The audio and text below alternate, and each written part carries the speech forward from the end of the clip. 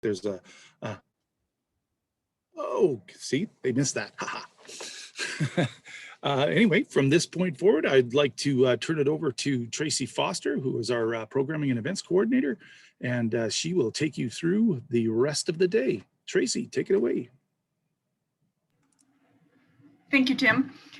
So thank you to everyone who has joined us. As you heard from our lovely little recording there, this session is being recorded and it will be on the host resource site by the end of the week. So if you want to refer back to it for any clarification of the questions or such that comes up today, it will be there for you. So basically the flow of the day, some of you are joining us for all 3 sessions. We will open it with the introduction to Open Farm Days. We'll transition then into the Farmzy booking platform. The creators of the platform will be joining us to walk you through the system. And then following that, for the folks that are having food service on their farms during Open Farm Days, we will, Tanis will be going into the artisan permitting, AGLC, Alberta Health Services, all of those requirements. So basically, I will start off with introducing our team.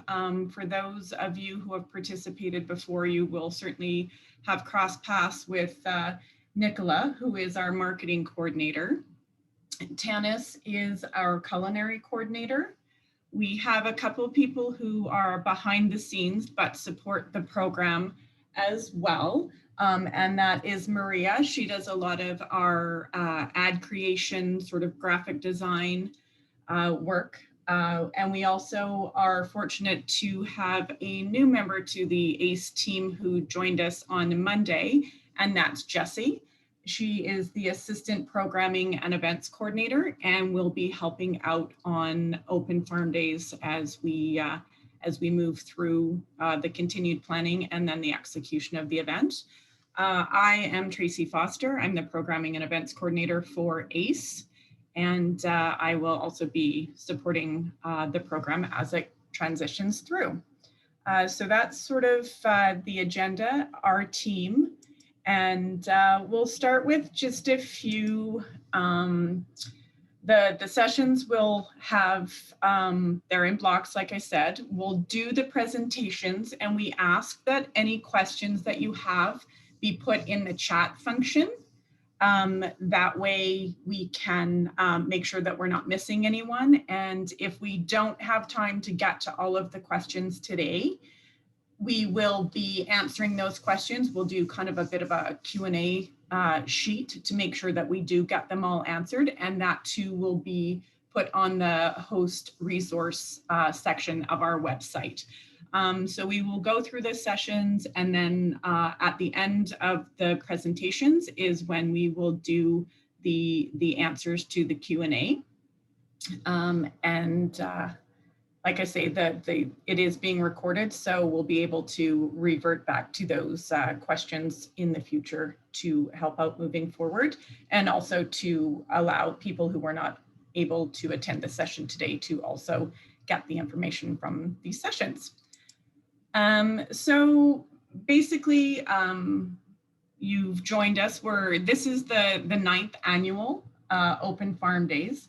It's a 2-day event that is focused on bringing people sort of a experiential learning platform, I guess, to introduce people to where their food comes from, to give them a greater understanding of how farms operate, and also as a spin-off of that, also to promote agritourism throughout the province. So we're hoping that by you joining us and opening your doors to all the guests who will be attending, that they will be able to learn and experience all that rural Alberta has to offer through the lens of agritourism and finding out where your food comes from.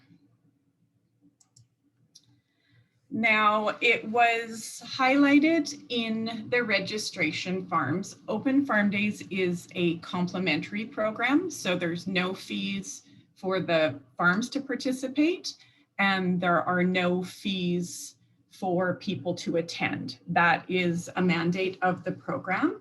So that being said, we also want to support you in being able to create revenue. And there's different ways to do that. And we'll just touch on them. These are highlights. If you have greater questions after, you can certainly touch base with any of our team members, and we can help you identify if there are revenue generating options for your farms. But these are some of them for those of you that create products, obviously having them available. Some of the enhanced culinary events can be ticketed. Food can be sold during the events, obviously with the correct permits in place, which we'll touch on later. And then various different experiences, like we say here, hay rides or those types of things. So we do want to support you in being successful, but it does need to be a complimentary program for people to come to your farm. And there needs to be sort of the agriculture education piece to the tour as well. So a few more sort of housekeeping items. Some of you, this is your first time participating. So these are highlights to just kind of keep in mind when you're planning your event. A lot of the people that will be coming to see you will have never been on a farm before. So what seems very familiar to you will not be familiar to some of the guests who are participating. Sorry, I just need to let a few more people into the meeting here. So just when you're looking, around the farm, any hazards that people may not, sort of recognize. One of the examples that we like to use from an experience of our team member is electric fences. Not everybody's going to know what that is, and things like that you probably don't want to have accessible to visitors for obvious reasons. Parking. Obviously, people need a place to be able to access your farms, so that's an important one. Volunteers is also really important, because the people, when they show up, will need a little bit of direction. If you are selling things, make it really easy for people to know. And again, in the Farmzy session, there is a e-commerce section to that. So it is something that if you're selling things, you may want to consider. And basically what we promote Open Farm Days being to the consumer is an educational experience, and trying to show them true life on the farm. So those are sort of the highlights that we use in our promotions to attract people to come and visit your farms.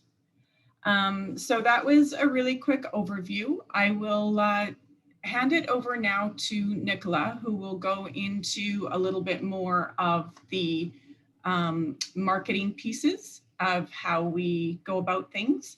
And then again, at the end of this section, there will be time for questions. So with that, Nicola. Hi, everybody. I am Nicola. I am the marketing coordinator here at Open Farm Days. This is my third Alberta Open Farm Days. And so let's get kicked right in.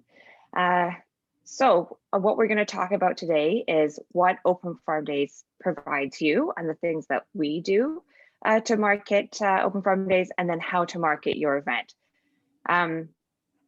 So Open Farm Days engages in the following marketing and public relations activities to increase the awareness and engagement of Open Farm Days, and uses 4 tactics. So just as a backgrounder there, We as an organization market all of Open Farm Days while trying to simultaneously market your own individual events.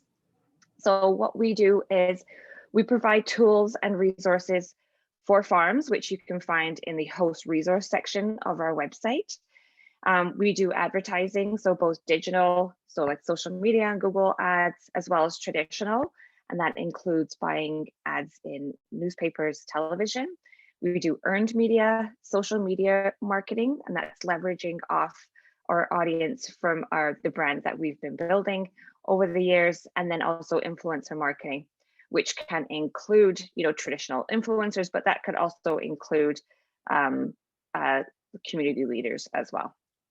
So quickly talk about the advertising. So we do have a budget for advertising. And as you can see here, this is an example from 2019 where we have all of our farms that were participating. And what we do is we take a look at that map and say, okay, where is the money best spent for that budget? And you can see in like the smaller regions there, we will try and interact with local media. So we're not just doing like, Goldman Edmonton or what have you. We're also trying to target local media as well, because that's really important. So that could include local newspapers, local radio, as well as geo-targeting some ads from Google and social media. So one thing that we did last year was geo-targeting Facebook ads for around Red Deer, as we had a lot of farms in that area, to encourage people in that region to go out and explore Open Farm Days. And then lastly, we had the TV ads, and last year we partnered with Chorus, and that included ads for radio, ads for television, and that also guarantees us some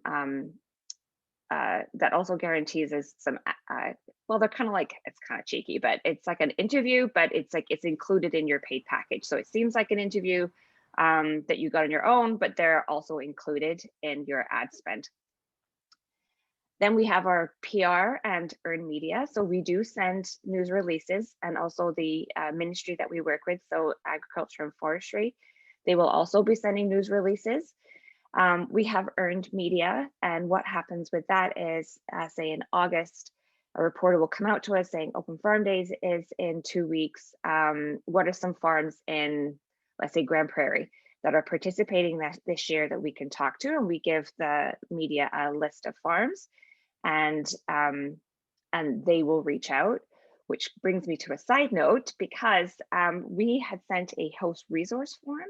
And on that host resource form, we have a checklist there for if you're interested in speaking with media or not.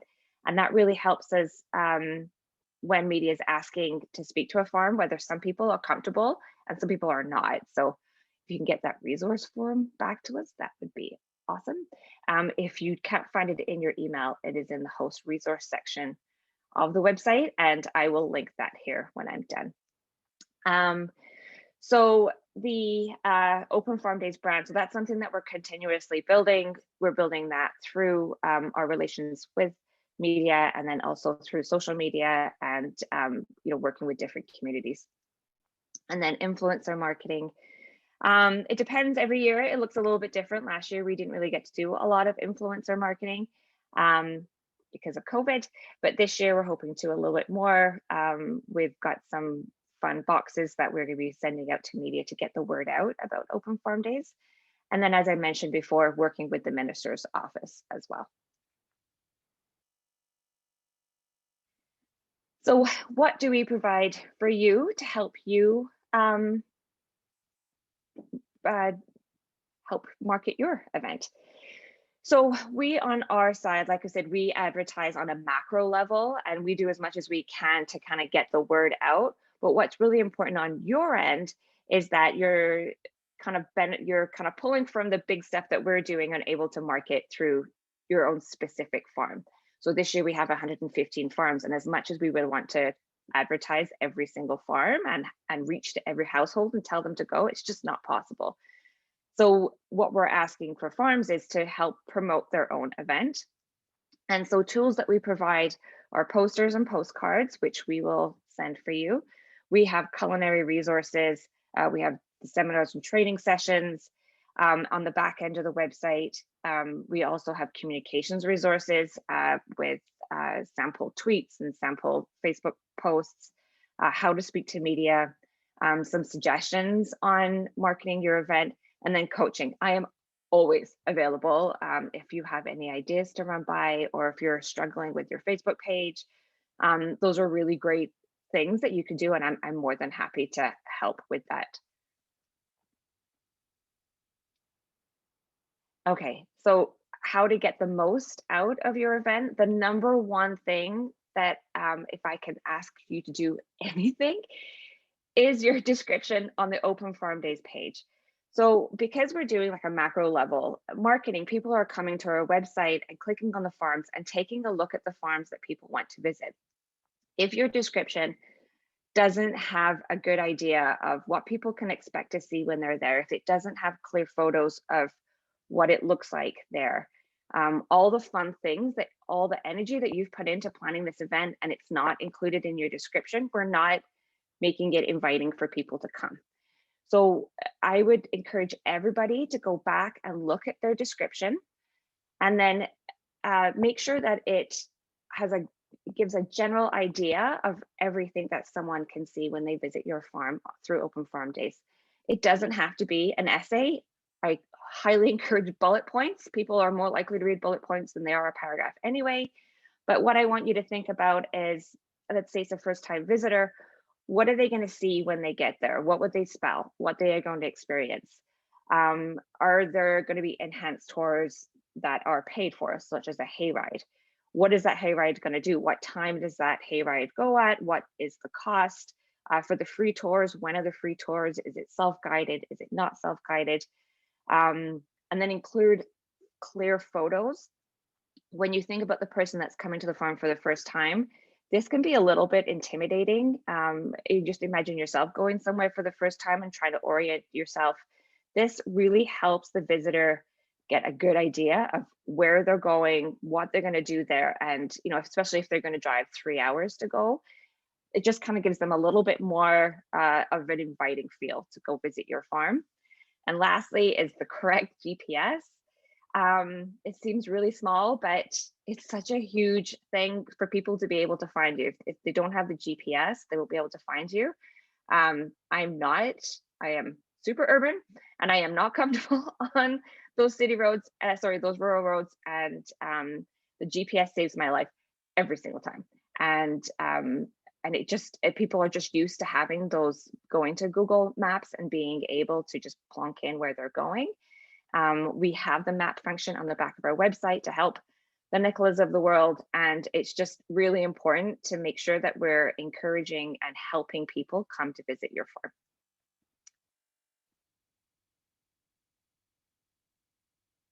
The next slide, Tracy. Okay, so other avenues that we can work on are, so yes, social media. And if you have questions about social media, that's actually my jam. That's my thing. I am always happy to help you out with social media. So reach out, and I can put my email there for you guys too.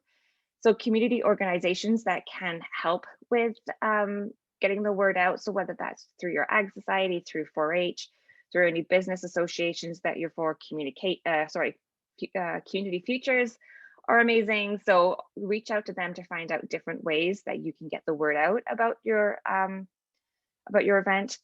Farmers market, so we provide postcards. If you're participating in a farmers market, you can hand the postcards out. We encourage, if you're able to do your own news release, again, you're going to be one of 115 farms. So especially when you're in an area where there's a lot of farms, sometimes it's nice to send your own out. Where we send, again, like a big one, it's great for that. And then creating advertisements. So I know this is difficult as a farm to create your own ad for a newspaper. So is it worth it within your community to partner with other farms, to partner with other organizations? Maybe you're doing a cluster that you could do an ad together, and then working with partners to cross promote. So this will really come into play for the artisan market as well. So if you're partnering with other organizations for your Open Farm Days event, working together to help get that word out, and then piggybacking on each other's audiences is a really great idea. And that's everything. So if you have any questions, I'm going to drop my email and the host resources link in the chat on the side here. I'm always happy to help, and we can set an appointment to go through your social media or whatever questions that you have. There is a couple questions here, so I just want to address them real quick.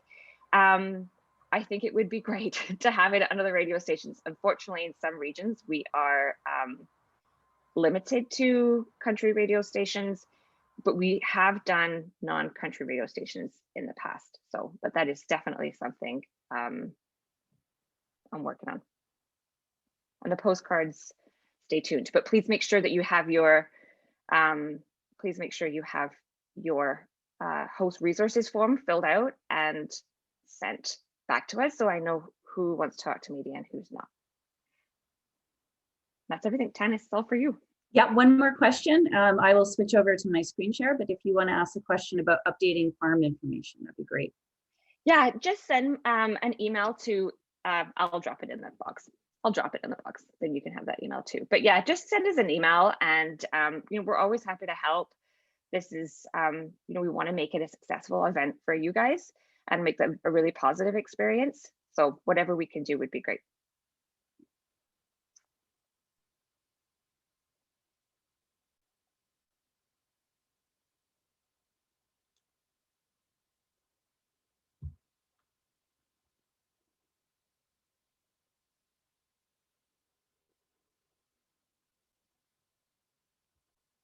All right, wonderful. So I'm going to talk a little bit about culinary here, and this is going to be a little bit top line, but what we really want everyone to know is that we are here as your resources. So we are here, Tracy, Nicola, and I, to help you with all the different aspects of what you're trying to do on your farm. We have dedicated hours every week specifically to helping you to answer your questions and helping to put your farm event together. So please feel free to reach out to us, book a time, book an appointment. And I'm going to walk us through in the next 10 minutes some stuff around culinary. And I'm using that word pretty widely. For culinary though, we're talking about any time that you've got food on your farm, and whether that's just vegetables or produce that you're selling, or if you're doing something more elaborate like an event. So we're going to walk through this. My goal is that you can leave this session understanding what some of the rules and regulations are. They're very straightforward, but there are a few steps that you do need to go through. So if you stick with me for this, please feel free to follow up with me. There will be some communication that comes out directly from me after this, which will give you all my contact information for those of you that I haven't spoken to already, or anyone that wants to update me a little bit. What I'd like to start with though is I think it's very important that you set your culinary goals. When you are going to be selling food on your farm, whether it's a picnic basket or an apple, I think it's really important to understand what you're trying to accomplish. And there's a couple of reasons for that. That is the best way for us always to measure our success of an event. So if your goal is to sell, 20 dozen eggs, and you write that down and that's your goal and you sell that, then that's great. But if you haven't actually articulated what your goals are, it's hard to measure it and to measure the success of it. So what's really interesting about food is food has a way of promoting and talking about your farm in different ways. We've seen a lot of different success stories with people that start talking about their food or something that they're doing, but then they're able to sell a whole pile of other stuff, other experiences, tours, because the food caught their attention. So I think it's really important to think about food as a potential driver and what it can do outside of even just that food component. So think about what you're trying to do. Are you trying to make a profit? Do you want to draw other attention to a CSA box, perhaps to even a hayride or different experiences that you have? Are you looking to test or try a new product? And this is something we're going to focus a little bit more on this year. Is this something that you're trying to connect with your community or create new partnerships? So are you looking to host perhaps other farms on your farm as well as part of a market? So be mindful of what you're trying to accomplish. And I think that's very, very important. When we start to talk about food, there's a few regulations that come into play. So I'd like to touch on what some of those are. Sampling is just an absolutely great way to generate interest, to create trial, and to put the people into the mood to purchase something. So our goal here is to help you to be able to increase your revenues. And by doing things like food sampling and demonstrations, it's a very good way to generate increased interest. Some of them are pretty straightforward and you actually don't need permits and you don't need to do very much. Some of them are a little bit more elaborate, so we'll kind of touch on this. But the approvals and the permits for Alberta Health Services, they're all free. They're very straightforward. And if you connect with the right people, they can be extremely helpful in helping you with your event. I put this little slide together to just kind of give a bit of an overview. There's some things that require no permits and that you can just proceed on farm as you are. And that's things like sampling whole berries, fruit, and vegetables. There's no incremental permitting that's required for it. If you are sampling or selling pies that have been processed in an approved facility, there are no permits required for those sorts of things as well. Once we start to get into cooking, that's where things start to change a little bit. And once we move from that free component over to a sold component, that's where things change quite a bit as well. So if we move to the right-hand side of the screen, you're going to see that if you're selling burgers, or if you're selling individual or plated food or frozen meats and things like that, you do require a permit for those things. So when we take a look at this, so this is fine. Alberta Health Services wants everyone to be aware of, even if you don't require a permit for these things, what is required for you. So what are the clean food handling practices that you should have? If you're sampling berries and things like that, they should be washed. And you should use clean cutting boards, and things should be sterilized. So there's a whole list of things, and there's a food handling safety course that's free and it's online. And it's something that I would strongly recommend. It doesn't take very much time, but it'll ensure that you're doing everything appropriately. And we'll talk about some foodborne illnesses at the end, which gets to why they're trying to do this. Again, we're taking a look at pies, processed fruits, veggies, jams and things like that. Those are things that you do not require a permit for, and you're able to sell those and promote those without any problem. Food demonstrations do not require a permit, and the caveat for that is if there is no food sampling to the end consumer. As soon as the consumer is sampling that product, then it changes. And the reason for the change is to make sure that there's a proper protocol for food handling. And what's really interesting is it almost comes back to the same questions from AHS, which is how are you keeping hot food hot, and how are you keeping cold food cold? Those things are really important to them. So that's something just to be very mindful of. So if you're selling burgers, yes, a permit is required. The important thing to note here is many places look at this and they say, well, we go, the lady from the church is going to be cooking and she does all of our big events. Once you've moved over to a private business, which your farm is, it changes the dynamic. So if you are a charity, if you're a not-for-profit, and you're giving away food to a certain community or group, you don't require the same needs that you do if you're giving it to the public. So I know a lot of times people think that you're using the same people that you're using perhaps at church. That doesn't work for AHS. So you do need that permit. Again, very, very simple. The number of times you host an event also start to change the AHS regulations. So if you are under 15, then they recognize that this is a special event, it's a pop-up. However, once you move over that 15 number, some of the regulations for Alberta Health Services do change. This is moving into a little bit more elaborate, but we don't want to discourage people because there's so many of these things that are very doable and you could have a lot of fun with, and they are a great way to actually generate some interest in what you're doing. So don't worry about how elaborate they are. I think it's important to start the process and look at what the policies are. So you can do things like pig roasts and other things. You do need to fill out some forms. This is pretty straightforward. You will have to take food safety courses for it, but again, very, very straightforward. If we're looking at food sampling, if you're selling frozen meat, you are required to have a food permit. If people are bringing their own and want to cook on your own clean barbecue, then that is fine.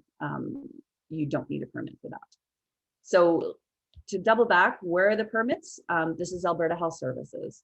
I will be saying some of the information that came out from your registration yesterday will include links to these forms, but they can also be found on the Alberta Health Services website. The permits are free. They are to be submitted 30 days out. So you will get a prompt from me in a couple of weeks' time, letting you know that basically that your forms are coming due and that you can get them in. You can submit your forms anytime now, and I highly recommend that you start. And what happens is you can make adjustments of these forms up until 2 weeks before your event. So up until August 1st, you can make changes to it. So don't worry if you haven't got everything 100% figured out. You absolutely can make changes as you move forward. The important thing really is to start that discussion. The forms have 7 main points, and I've just highlighted them here. But what you want to do is review the organization's requirements that are in the package. It's very straightforward. Contact your local public health inspector. They're absolutely helpful, and they can help you troubleshoot, and they can find you some time-saving and cost-saving opportunities. I have found them to be extremely helpful in troubleshooting, so please use them as an asset. They are not here to stall your event. They are here to help you and to help you get it right. There is something new this year, which is an online organization notification form. So you can go in and it just prompts you. You start to go through the questions, and they're pretty straightforward. What's your organization's name? What are the dates of your event? What are you trying to do? So there's not a lot of really tricky questions here. So I think it's a great way for you to start and get your application in, and it'll direct you to the right zone. So this is a new format for them. You can still submit the old ways as well, but it's probably worth a try to try that one. You want to make sure if you are having other vendors on your farm that they get the vendor forms as well. So in that case, you are the host. And sorry, just letting people in. You are the host for your event, and they will be attending your event. So they will be the vendors for your event. So it's important to know kind of their relationship and who they are in terms of your event. So you are hosting a special event. You are the host. We do run into this every year. A lot of people for the first time think that Open Farm Days is the event host and that you are the vendor. In fact, Open Farm Days is the marketing organization that oversees Open Farm Days. You are hosting your own event on farm. So you become the host, and anyone that you invite to your farm to set up a table, to sell food or do things like that become your vendors. So that becomes the relationship between you and the vendor. I've got a couple of slides here quickly on hand wash stations, and this is, I think, a great way to show how you can be supported by AHS. You are required to have hand wash stations when you're doing food service. A lot of people think that this is a complicated thing, and you'll see the hand wash station on your far right hand side, and that would be the traditional one. But they're not looking to make sure that you have the most expensive hand wash station. The goal really is to ensure that you've got water for people to wash their hands, some sort of soap, and some sort of towel. So you can see the one on the left-hand side or the one in the middle. So there's many ways to do this. So it's great to get in contact with the folks at AHS to find out what you need and if your own solution that you have will probably work. So I think that is great things. So again, explore your culinary offerings, see what you can do with food. The best thing about food is it extends people's visit to your farm, and it also increases their expenditure on your farm. So it's absolutely a great way to make money. It's a great way to keep people a bit longer. And it can be done in a very minimal way with things like ice cream or drinks or very simple foods, or it can be far more elaborate, like some of the examples that we saw. But don't be fearful about starting, and don't be fearful about trying.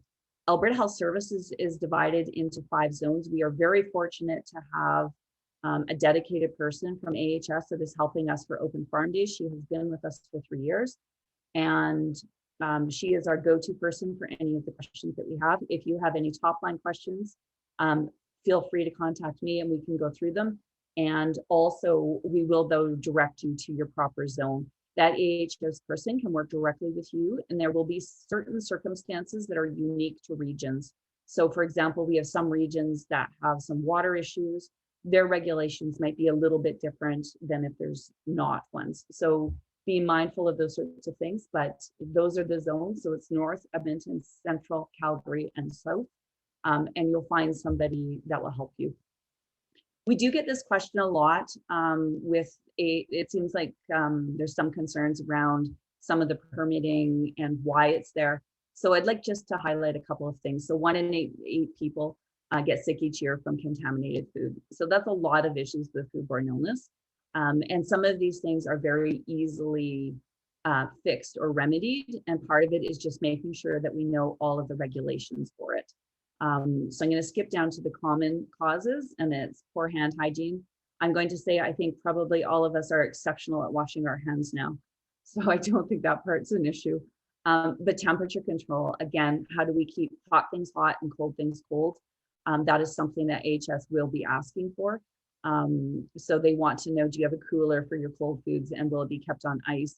For your hot stuff, is it kept at a hot internal temperature so it isn't in that danger zone? Those are the primary questions that they'll have.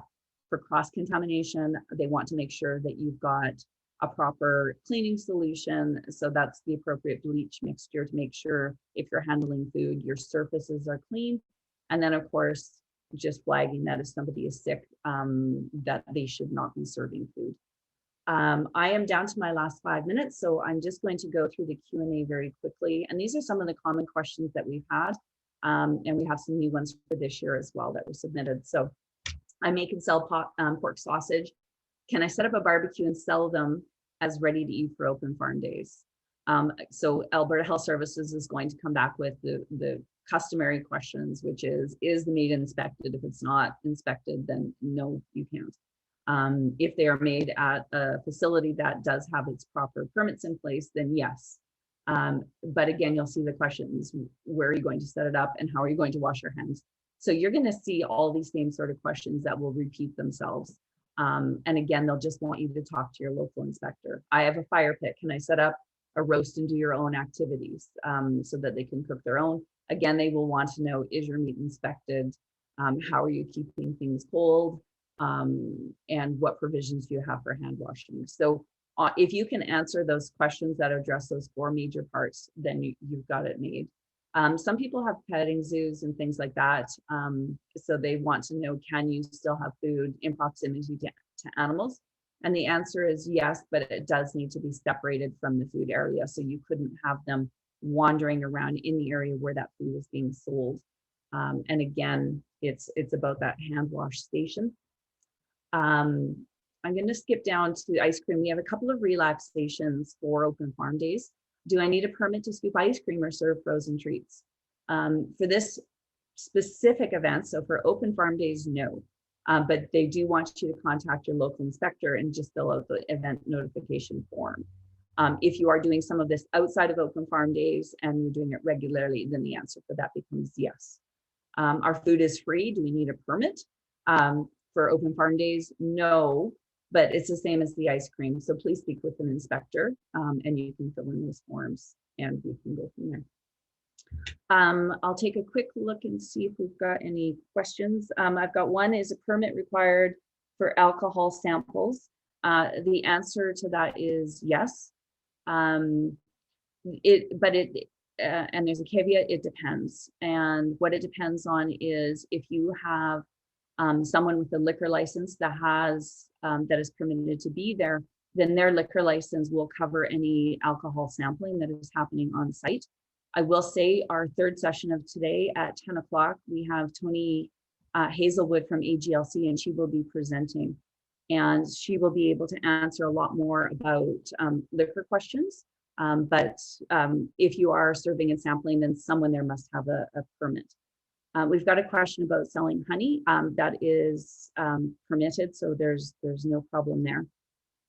And I think that is all for culinary, but stay tuned. I will send, following this presentation, I will send everybody some contact email for me, along with my number, and feel free to book an appointment with me, or send me off your questions, and I'm happy to walk through your specific events and help you with anything that that I can for that. All right, so Tracy, back to you. So there aren't any current questions in the chat, so I think we have answered those. So if anybody does have any questions for any of the 3 sessions or that were just presented, the marketing, the culinary, and just the overview, please enter them now and we can do that. We have left a little bit of time for that, so we're not quite ready to move into the next session yet. The Farmzy presenters have not joined us yet, so we just need to give them a few minutes. So, sorry, like I said, we are, sorry to interrupt, we are here, Matt and Graham. Great. We're ready whenever you are. Okay, perfect. So that being said, we will. Oh, there is one question in there, Tanis.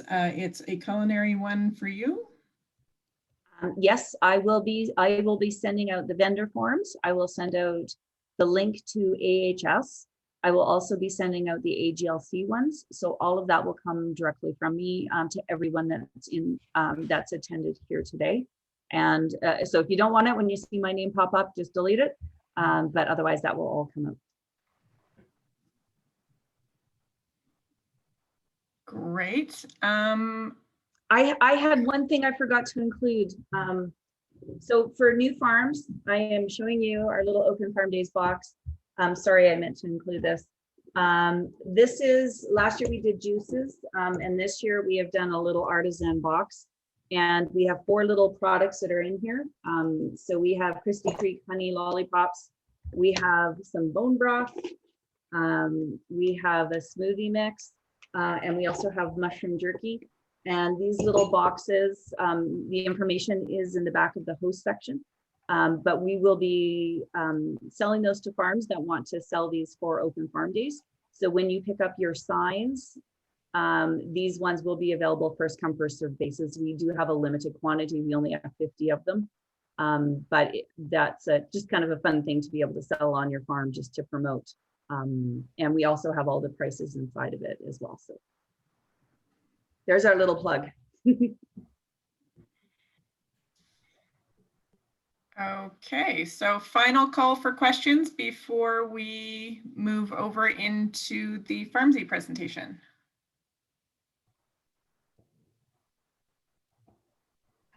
Seeing none. So we're happy to have Matt and Graham from Farmzy with us today. It's a platform that was newly created last year, and we are going to use it again this year. There was some great success in being able to manage numbers. Obviously, last year with COVID being so prominent, it was a way that we were able to move ahead with the event and meet all of the requirements from AHS. So sort of leaping off from the success of last year, we are moving ahead with it again in 2021. So I will let Matt and Graham explain the system, answer any of the questions, and then we will do the Q&A after, sort of similar to the same session. Now, before I do that, there's a quick note in the chat that says, wait. I'm not sure what we're waiting for, but.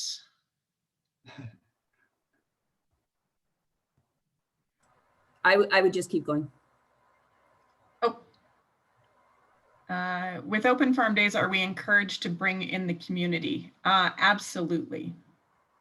And there's Nicola can touch on some of that if you want to reach out to her directly through the marketing pieces, but absolutely to encourage your community to participate and support your initiatives and the initiatives of Open Farm Days as a whole is strongly, strongly encouraged. Do either of you want to add to that comment? Nicola or Tanis? No, I think that's I think that kind of covers it. You know, we want to tell the story of food, and you know, if we want to encourage your community to understand the story of your food, whether they're an active participant, like they're a fellow farmer, or whether they're just part of your community and you want to invite them in. These could potentially be, you know, future customers. So are you working? So that's where it gets tricky. So maybe reach out to me and I can help you with that. I would just add that this is intended to be an educational event, a community event, a community building event. So absolutely, the more people that you can either partner with and invite to support you on your farm, which in turn supports them in other ways, is wonderful. There's community people that you can invite perhaps as volunteers to help you, or just to see what you're doing. This is, you know, the concept behind this big open house is have everybody in, work together to increase awareness and support and love for what you do. So absolutely, it's meant to be kind of a big group hug. And then crossovers for region. I saw the question about Edson, can we work with Wildwood Farm? Absolutely, like this is, it's not about who you can and can't, it's work with anyone you want to and have a lot of fun with it. This should be fun. And although I realize we spent the last 10 minutes talking about regulations, you know, this is, it's your farm, it's your event. Market it how you want, invite people in, have fun with it. We are here to provide extra support and extra help for both marketing and planning and implementation. But it absolutely, it's your event. As long as there's a free component, have at it. We love it.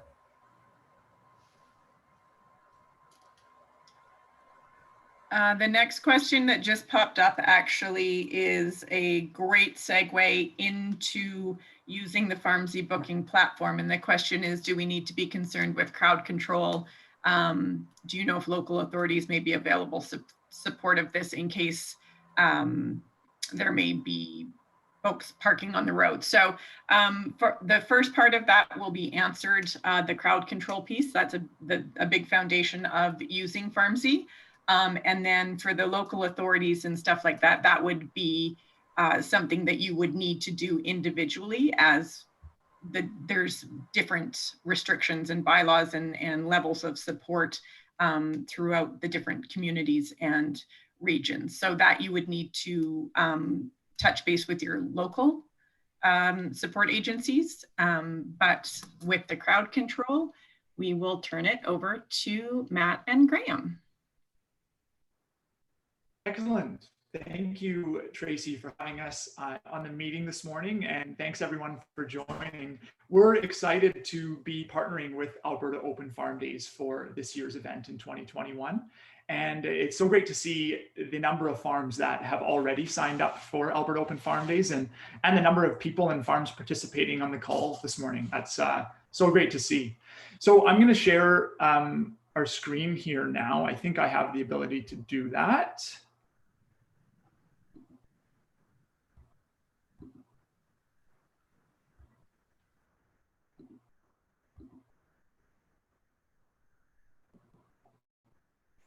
So we're going to spend the next few minutes walking through the Farmzy platform, what it is, how you can use it, and why you're using it for Alberta Open Farm Days. And a lot of you are familiar with the platform from last year too. So some of this will be redundant, but we're also going to be talking about some of the changes that we've made to make the platform smoother and better for its users. And then we'll also take a few minutes to walk through a live sign up example. So for those of you who have not signed up on the platform before, you can see what that looks like and hopefully how simple it is. And then we'll allow a bit of time at the end for questions as well. So a little bit about us. I'm Matt, and this is my brother Graham, and we are 5th generation farmers in the New Norway Farintosh area, which is about 20 minutes south of Camrose, Alberta. And we are 5th generation on our farm, and we are a grain farm.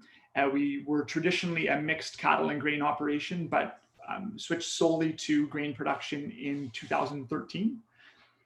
And Graham and I have been a part of the family farm operation now for a number of years. And we both also went to business school at the University of Alberta, where we started to develop a passion for agritourism, because we started to have conversations with a lot of different people at school and different social groups. And there was so much interest in our farm and in farms in general. And a lot of people were asking about coming out to the farm. Can we see the farm? How can we see the farm? When can we see it? And this has only accelerated over time. And then we started to hear about and learn about Alberta Open Farm Days and the great things that are going on there, as well as the growth of Alberta Open Farm Days. And we just saw so much potential in the agritourism space. And that led us to create Farmzy in 2020. That we've been building now and working on over the last few years, and we launched last summer for Alberta Open Farm Days. But the idea and some of the web development and design, and that was starting to go on behind the scenes prior to last year's event. So Graham's going to get a little bit into what we're all about. Yeah, so as Matt was saying, we were really excited to launch Farmzy last year, and with Alberta Open Farm Days being our launching pad, which was really exciting. So we've appreciated the partnership and the opportunities that have been come our way through this. So what we've been trying to do with Farmzy is make, as our tagline says there, real farm adventures made easy. So it's a platform to book farm tours, events, and food experiences. And so we've tried to make and create an easy and fun way for guests or visitors to connect with and visit farms. So focusing on more on that third point for all of you host farms, we really believe that Farmzy is a new business model to connect farms with customers and consumers. So we feel it's an untapped business opportunity out there. And we believe that agritourism through a site like Farmzy can be an entirely new and exciting business opportunity for farms and rural businesses, because ultimately more farms found in one place can mean more bookings and business for all. So how the platform works is, as a host farm or rural business, you can you sign up with Farmzy with your name and email, as you'll see, and you can create a listing in a matter of minutes. That's how we've tried to make it easy for the farmer to share their experience with their community and with the agritourism industry. It really is can take you just a few minutes, as you'll see, to sign up and get a new business going. And from the visitor standpoint, visitors log on the site, go on the site, they can browse farms and look at different areas or at different farm types. And then they simply pay and book right there directly on the platform, and the farmer gets a notification. And then the fun part is, of course, the farm visits. And so on your booking day, you go to the farm, have a great time, and connect with the farmer, which is something that we're really excited about Farmzy being able to provide for the guest and the farmer, is that real connection that people might not otherwise be able to create. And so at the end of the experience, the farmer and visitor can both review each other. You're not obligated to do so, but we believe this review feature can really help us create a more safe and kind of caring community on the platform. And also as a way for guests to promote farms and show some support. And of course, Farmzy takes care of all the administration tasks behind the scenes, and such as the booking, and of course the payment to the host after the visit. This was just a quick shot to show you what guests see on our site, and they can scroll through and look at an interactive map to see farm experiences in their area. And then of course they can browse the farms on the left-hand side there and filter as well. And so we've created some great filters for Alberta Open Farm Days as well. So this slide lists some of the benefits of Farmzy for both the host farms who sign up and the visitors who access those farms through the platform. So our big idea behind Farmzy initially was decreasing the cost and time it took to start a new agritourism business. We kind of wanted to be that turnkey business solution that you create your listing in 5 to 10 minutes, 15 for those who want to put a few more pictures and a bit more of a description. And they have a new business that's ready to market and people can book and pay for directly. So the site does take care of those bookings and ticket sales through the platform that are then transferred directly to the farm. For those of you who were familiar with Farmzy last year, you have the ability to create time slots. So select exactly when your farm is available and how many people are available at that particular time. And for the weekend, as we'll go through, you can select as many time slots as you want. We've already said that the payment takes place directly to your bank account as soon as the visit takes place. And that availability calendar is tied to that time slot, but you select your day, your time, and when you're open, and that's what the guest sees. So they can't book you outside of that time. The big thing for the visitors that we like to focus on is this access to a community of farms. And that's really what we're trying to build here is a one-stop shop agritourism community that when people think of visiting farms and I want to go to try a new experience or a new farm, that they go to Farmzy and they have all this list of great farms throughout the province. It is a secure booking process. It's COVID-19 safe, obviously, as you can select your guest limits. So that enables you to make sure that you don't have more people than you want to have at any one time that came up prior to our presentation. The reviews are a big feature. I know a number of farms from last year compiled a nice list of great reviews that show up on their listing. So that looks pretty solid. And then there's the ability for hosts and guests to direct message each other through the platform. And now a new feature that we've added this year is that farms can have the ability to cancel themselves, and guests can also cancel a booking ahead of time.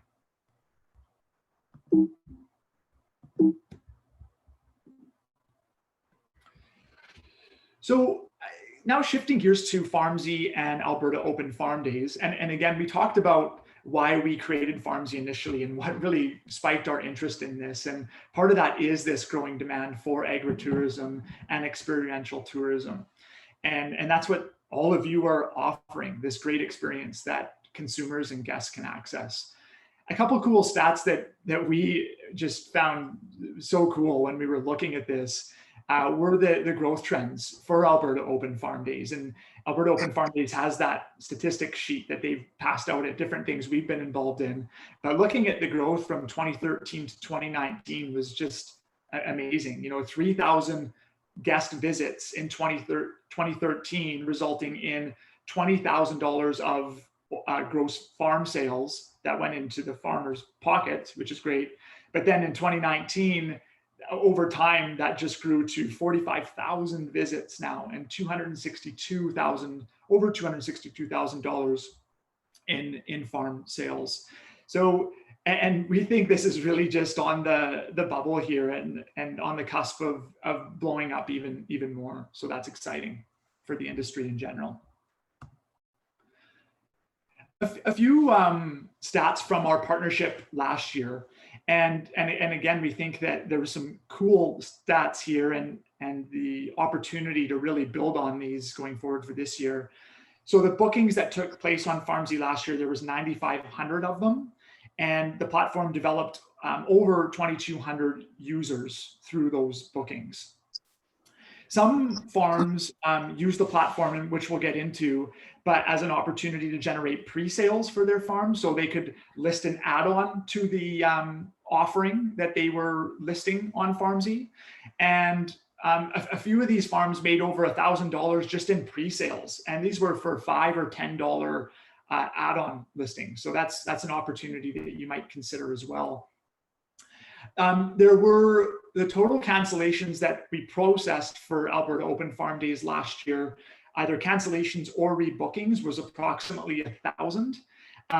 Again, so it's easy. People, something might have come up for them, and it's a free event, so they thought, okay, I need to cancel, or I'm going to rebook at a different time.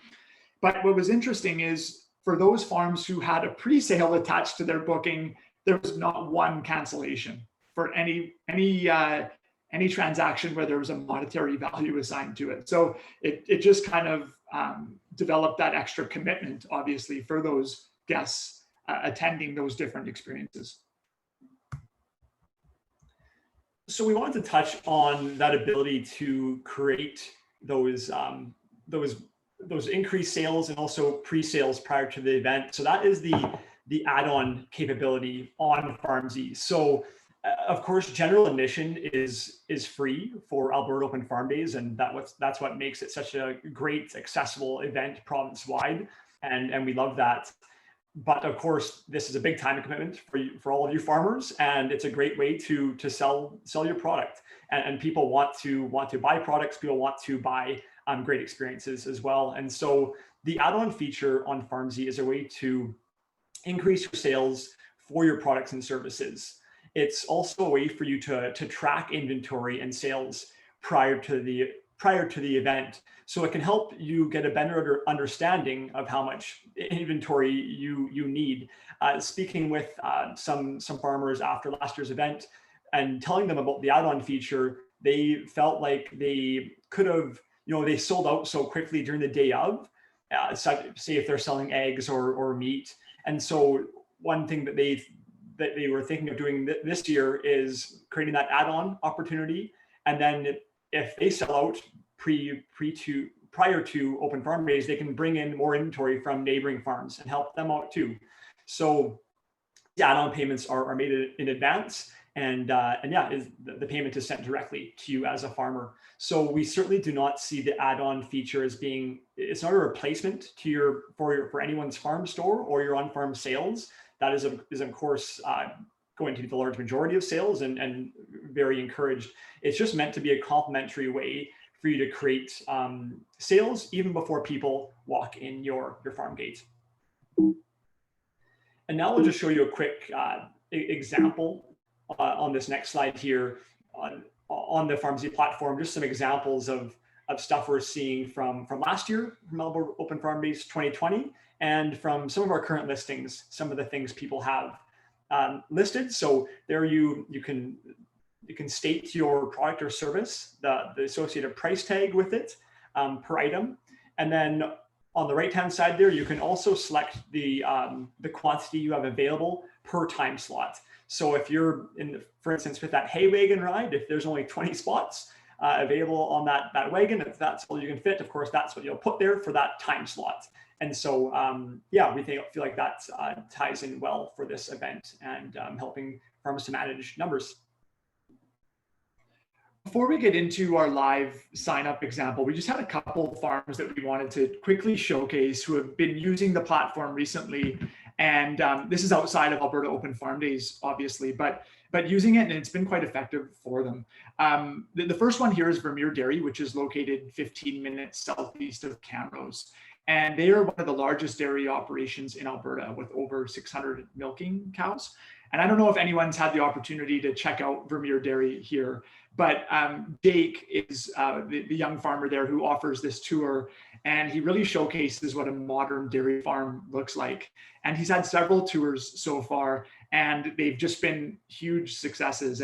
I know in his most recent one, they had a young kid there who was crying and didn't want to leave, and that might not be a good thing, but it tells you how connected the consumers or the guests were to what Jake was offering. We want to do a quick highlight on one of the participating farms last year, Providence Lane Homestead. They are located near Cochrane, and Tara came to us just this last winter with an event idea for this spring around her wool classing workshop. And the price tag associated was $275 per person for a 2-day course. And she was bringing in an expert on wool classing, and she wanted to run the event through Farmzy, tried out there, and we were really excited to help her with that. And she had a small number, but she sold out. Unfortunately, the event had to be canceled due to COVID. Her expert could not get across the border. And so we were excited to help her create the event. But then at the end of the day, it had to be canceled. Then we were also able to help her easily cancel those and repay those, send refunds to people as well for that event. And next, we wanted to touch base on Christie Creek Honey is a new farm on Farmzy this past spring, and we've really enjoyed working with Joanne on her listing. And I know that Joanne is on the call today and is also an Open Farm Days participant this year. And so they have hive tours and a gift shop on farm.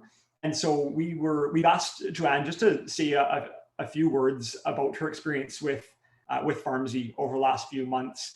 And yeah, if you are on, Joanne, do you mind just saying a few words about your experience with Farmzy so far? Sure, thank you. Yeah, we looked at Farmzy as an option. We were having some troubles with getting our website set up that's a long story, but anyways, we've really enjoyed working with Matt and Graham. What we really like about Farmzy, we really found it easy to use. And one of the issues for us is we don't have great internet here at the farm. So it was beneficial for us to have someone else deal with the payments and deal with the time bookings and all that, so that we could just do our work at the farm. It really did save us time and money. There's no fees to register. If people book, then there's a little bit of a fee, but really it saved so much time. Last year we were having to spend a lot of time telling individuals directions and just working with them. We'd send people off because our internet wasn't working with $150 worth of produce or tour payments because our internet wasn't working. So this way just was such a great way to just save a lot of hassle and a lot of time and headache for us. Matt and Graham were super helpful just getting it set up, which is great because I'm not super great at computer stuff. So that was really nice. And the other thing that's been really helpful is that it's just given us a broader audience. Rather, we're kind of in between Fort McMurray and Edmonton. So a lot of people maybe in the Edmonton area were not familiar with us, but we've been starting to get a lot of tours from the Edmonton area just because of Farmzy. So that's been very helpful. Yeah, I think that's about it. I am looking forward to doing Open Farm Days this summer and working with Farmzy to make that a little bit of an easier process for us. Thanks so much, Joanne. I appreciate you sharing, sharing your experience with Farmzy, and we of course want to hear from real farmers using the platform. So appreciate you saying a few things this morning, and we're excited to filling up some more tours going forward into the summertime. Yeah, it's been fun to see the success and bookings that you've had so far. So that's great to see. More of that to come. So the last slide here before we jump into the live sign up example. And so this just kind of highlights why would you want to create your own listing for Alberta Open Farm Days. And the big thing is that you have full control and you can manage your listing through sign up. You can create your listing in, like we talked about, in the averages might be 10 minutes, depending on how much you're putting into your listing and how much you have in your description. but you have full control over the look and feel of your listing, your bookings. You can see who's booked and when, your availability and time slots. You set your guest limits, farm location, have control over your messaging, and then also that opportunity for increased pre-sales and inventory management through that. We've included this picture of the Backwoods Buffalo Ranch Alberta Open Farm Days listing from last year. And Lori and her husband had a great listing and good success for both Alberta Open Farm Days and through their Farmzy listing. And they were one of the farms who offered a bison tour as an add-on and had many bookings for that bison tour prior to Alberta Open Farm Days.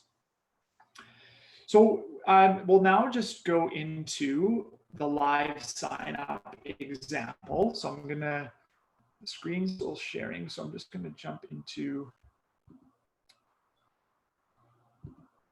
can everyone see this web page still? I'm assuming yes, so that's good. So this is yes, we can. Okay, perfect. Thanks, Tracy. Thanks. So this is the Farmzy homepage, and a number of different areas, but right here you have the Explore Farmzy experiences, and we have an Alberta Open Farm Days specific filter and section. So for all of you who sign up for Alberta Open Farm Days, this is where your farms will be filtered to. And also just at the top here, we have Browse Farms. All Alberta Open Farm Days farms will be listed there as well. And there's a link to the Alberta Open Farm Days website too. But for those farms who are listing with us, you will just click on list your farm for free. And then you'll be directed to put in your name and email. You'll confirm your email within your email inbox, and then you're good to go. And then your profile is created. So this profile has already been created. This is Graham's profile as an example here. So then you can click on his icon up here. You can manage your listings. We'll click on, and we created one so that we can walk through that here this morning. And Graham has 7 draft listings, but we're going to finish this listing right here that we've started. It's called, or we'll edit this listing, Graham and Matt's Adventure Farm. So it starts by taking you to the description of your farm experience. So you'll just name your farm experience here. We've listed it as Graham and Matt's Adventure Farm. And then there's a bullet to describe your farm experience. And this can be, you want this to be as specific as possible and really what this offers farm visitors who are coming. So you'll want to include information needed for guests to prepare for and enjoy the day here. Some of our farms they write a couple brief paragraphs here. You might want to use bullet points, whatever best suits your farm and what you offer. And then the thing here is you will select, for farm type, you're selecting Alberta Open Farm Days 2021 participating farm. You'll click that checkbox and you'll go to the next area. And this is the checkbox feature that you decide what your farm is offering. And it's very much the same as the Alberta Open Farm Days activities that they list on their site as well. So a number of different areas that your farm might be taking part in. But for our example, we've listed crops and machinery, food sampling and sales. We have some livestock and animals. We might have a market and farm store. We're going to offer a tour, and our farm is wheelchair accessible, we're saying here. So, and there's a number of other categories that you might select. Then we're off to the farm rules. And this just is for your farm to let guests know what they need to be aware of ahead of time. There's some examples listed here, such as no smoking, might not be suitable for pets. Are there bathrooms located on site? So you just simply click in here. I might say no smoking and no pets. And you can add as many as you like. And then we're off to the location. Now, we know the location feature last year caused some issues for many of you, and that was a challenge for us as we really dealt with Google identifying a lot of rural locations. So that's something that we really thought a lot about, and what can we do to make this simpler and better for our farms? So what we've done here is in the first step, it says address. This you'll put in your exact address for your farm. Now, what's important here is that this field isn't speaking to Google, so it doesn't have Google Map functionality, but it is the address that will be showed on your description. So guests will see this address that you list here, but this makes sure that Google doesn't have to recognize this, so you're able to go forward with your location. In part 2 here, you'll put in your nearest town or city to your farm. So I'll just put in, so we're going to say that New Norway is near, so it comes up there, it pre-populates New Norway, Alberta, Canada. I'm going to select that and it comes up. And then on the bottom here, the Farmzy icon is going to go to that nearest town or city. So what you can now do is zoom in on the map so that this shows that the farm is located in New Norway, but we can now click and drag that to exactly where our farm is located. So we're just down approximately here, but you can zoom in to get a better look at where exactly that is. And you can click to satellite view to, oh, I was just off. So let's go in here. You can click into satellite view to have an exact look to make sure that is your farm. And you just click and drag the Farmzy icon to exactly where you want it to be. If you are having difficulty with this, we can of course support you with that, or you can take comfort in knowing that your address, guests can see that, and you do have the nearest town or city to your farm location as well. That will be saved. You can hit, if you do have a listing already, it might say save location. You'll click save location.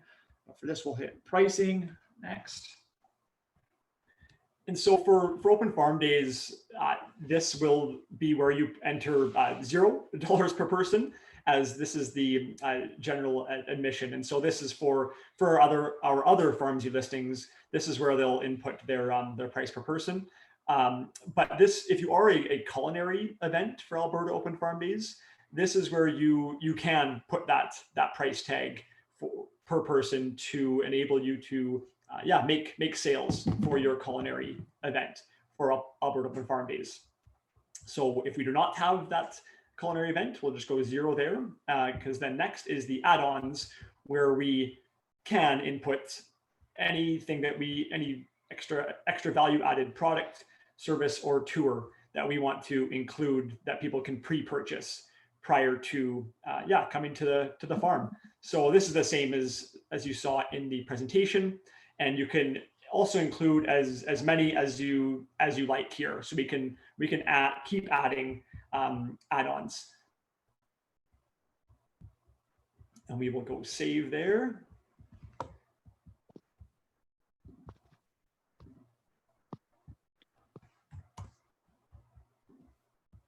Next to availability.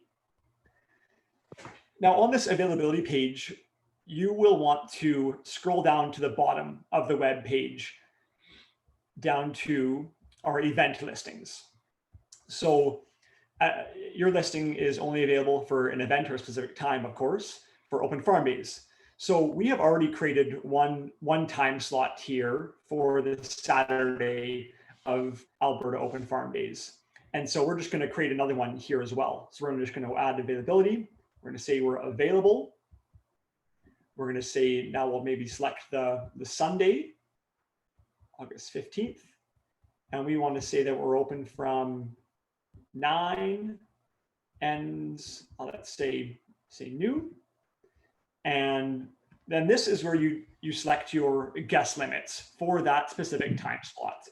So if you're a farm that's not worried about too many people coming, or you have your own crowd control in place, there is an unlimited feature, or you can go in here and select a number up to 100 that you would like to have that certain time slot. So let's just go 50 here, this time slot, and we can save this time slot. So now we have 2 time slots. We have one on the Saturday from 9 to noon for 100 guests, and we have one on Sunday from 9 to noon for 50 guests. And so you can keep adding as many time slots as you want on this availability page. And so if you want to be open every hour, and have, say, 25 guests per hour, or have different events on during the day, you can create as many time slots as you want. If you need help with this availability page, please get in touch anytime with us, and we'd be happy to help you create those time slots that you need for Alberta Open Farm Days. And next, this is your page to add as many photos as you'd like to help people get an idea of what they're coming to see. And it's also a great way to help share your farm experience, as that first photo will be the main photo on your listing. And next, if we're all done that, we're going to publish the listing. And so this is where we get into the payment details to help us with security and verification purposes on the site. And so we're going to say we're an individual, and we're going to say we're in Canada. And then this is the very last step, where you enter these 3 banking details: your transit number, your institution number, and your bank account number. And so this is all connected with the Stripe platform. And Stripe is one of the world's largest payment gateway transaction processing companies. They are bigger than PayPal, and they are everyone here has probably used them online, whether you know it or not. And so we are, very happy to be using Stripe, and know that your your banking details are secure with them, and you will never be charged as a host farm to create a listing. Even if you are not selling anything, you will never be charged. This is just the way to verify your account, and the way for us to maintain security on the website as well. And that's the last step. And then you'll enter those details, save them, and then you can make your listing live from there. So that is a quick rundown of the sign up process. And please reach out to us at any time for help or more information on that process. Great. Well, thank you for that. I think you guys can also see the chat. There are definitely some questions in there for you. So do you want to kind of have a look at those yourselves, or do you want me to read them out to you? We'll just dive into them here now. I think we're below that there. Just trying to find the first one, or maybe you could read the first one to us, Tracy, just to see where we're at there. Certainly. One was actually a comment from last year that they had more people sort of show up than actually use the booking system. And I mean, I can take a stab at answering that. Generally speaking, it came up quite quickly last year, just with COVID and not knowing. So we weren't able to advertise the system, the usage as much as we will be able to this year. Basically, we're not going to capture everyone. You will likely have people who do just show up. But what we're trying to do is provide a valuable tool to help as much as we possibly can with managing the crowds, so none of the farms that are participating are overwhelmed. There's a varying degree of farms. Some, are very experienced with doing tours, and some this is the first time. So we feel that this is a valuable system to help create success as much as we possibly can. So both the consumer and the host farms have a positive experience. So then we will move into the questions. The first one is, can Farmzy be linked as an app to our website, or do people have to go to your website directly? Yeah, really good question. And the people do have to go to the Farmzy platform to make a booking. So you can use the link from your listing from Farmzy and put it in other places. but they'll have to go to that link and book directly through Farmzy. But you can certainly share the link anywhere on social media, or share that link on your website as well. So it's kind of like your gateway from your website to the place where they can book and pay as well. And we see a few more of the questions here, Tracy, so we can just kind of work through a couple of them that we have time for, and maybe just tell us when when our time is up. But I know there's a couple of questions here that might be related, and one says there's a fee if people book on Farmzy, and is it fair to say that Farmzy is the Airbnb of the farm world? In reference to the Airbnb, that's a funny example. Farmzy is a marketplace. So Airbnb, they are different than us, but essentially we might use a similar model so that it's free for you to list your farm experience, but the only way that Farmzy can survive and keep the platform running is through revenue generation somehow. And that is, the model right now is through a service fee. And Joanne touched on that in her conversation as well. So there's a service fee that the farm would pay but for Alberta Open Farm Days, if you have a $0 listing and you don't have any add-ons, you're not paying anything. You'll pay we have an 8% service fee for farms who do make a listing where there is a payment taking place through Farmzy. So that would only be the case if you had an add-on service. But for some of you might have a $0 listing with no add-ons, you don't pay a thing to use the platform. We see, will Farmzy be moving to app-based platform soon? And we are very constrained with budget on all fronts right now. So there is not an app right now.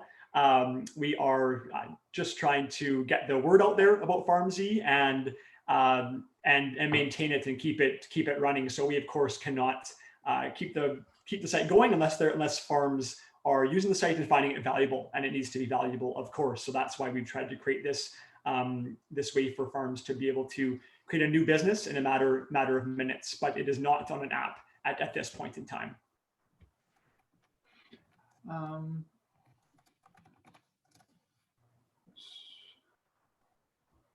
So for the farm host insurance question, does Farmzy offer farm host insurance for bookings?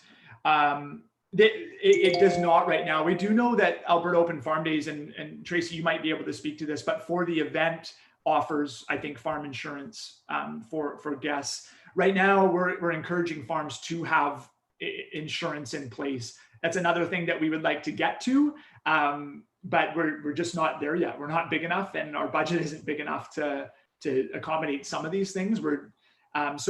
So for insurance outside of Alberta Open Farm Days, we encourage farms to have their own event insurance. But I believe for Alberta Open Farm Days that Alberta Open Farm Days covers the insurance. Sorry if I'm speaking out of line there, AOFD team.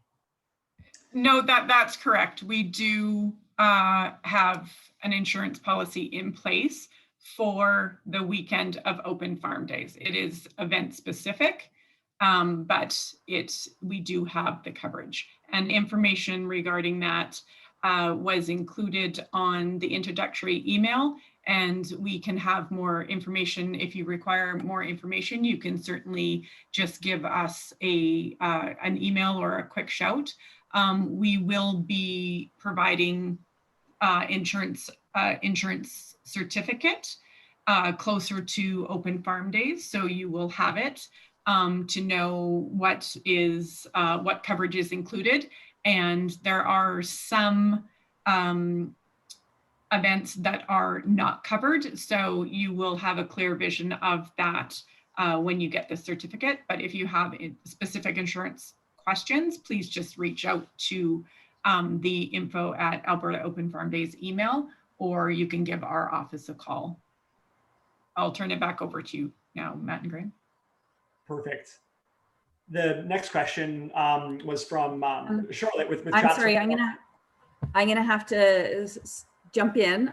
So what we're gonna do, just because we do have a number of questions here, what we'll do is we'll answer the rest in a Q&A format in an email and send it out to everyone that's on this call right now. just because we do have our next session. But thank you both so much. That was a great presentation and walking us through how to use it. That was phenomenal. We've got a lot of great comments in the feedback. So thank you. If anyone still has questions, feel free to put them in the chat. We will get to all of them as a follow-up one. All right. Sounds great. Thanks, Dennis. All right. Thank you so Thanks, much. everyone. All right. All right. Well, thank you, everyone. We are moving into our third session for today. In our third session, I am so pleased to be able to welcome Tony Hazelwood. And Tony Hazelwood is a supervisor with AGLC in inspections, compliance, and regulatory services. That all may sound a little bit scary, but she's absolutely here to help us to understand what the rules are, how we can work with AGLC to get our liquor permitting. Specifically, Tony is going to be talking about artisan markets this year. She's been working with us for a number of years, so she's been helping us to kind of navigate some of the rules and regulations. And I know there was a lot of interest in artisan markets, among other things. I have had a number of questions submitted to us as well around AGLC questions. So we'll pass it over to Tony. She's got a great presentation outlining markets, and we can kind of take it from there. So Tony, we'll just pass over control to you and let you run with it. So thank you for joining us today. Thank you, Tennis. Bear with me just for 2 seconds. Zoom is not my strong point. I just want to make sure everybody can see my presentation. I'll be sharing the screen shortly. Thank you. And can everybody see that full screen? Absolutely. Awesome. Okay, I'll get going then. As Tanis indicated, I am with the Alberta Gaming, Liquor and Cannabis Commission. I am a supervisor of inspections. My current portfolio is special projects, which means that our team typically deals specifically with manufacturers as well as licensed agencies. So I believe that's significant to this presentation because a lot of farms are looking for craft beer and local manufacturer involvement in their events. And this presentation today is going to go through the process and for approvals for artisan markets. If there are questions in the chat, I will do my absolute best to get to most of them, but as Tanis indicated, we may have to do a follow-up email. If you have questions that are more specific or you need me to examine your particular situation, I will absolutely provide my email at the end of the presentation, and you're free to, all participants are free to shoot me any additional questions via email. So an artisan market is basically a market which very closely resembles a farmer's market, but it does not have the endorsement of Alberta agriculture.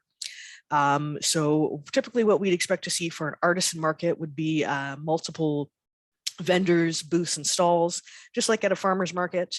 They can be held in a variety of different venues and at a variety of different frequencies, from anything from a one-time, one-shot event to full-blown regular season of dates.